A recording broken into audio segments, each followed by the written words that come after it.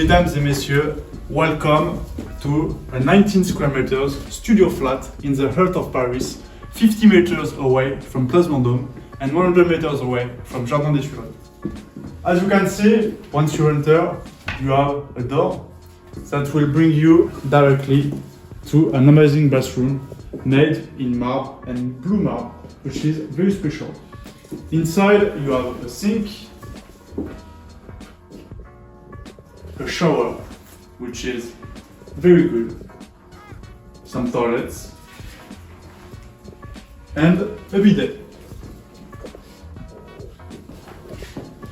Inside the studio, you have the sofa that can become a sofa bed to welcome two persons. On the corner, you have a table with chairs for two persons, perfect for dining, and develop here an equipped kitchen with a fridge, microwave, and everything you need to cook, as well as wardrobe, perfect to put your bags and everything else.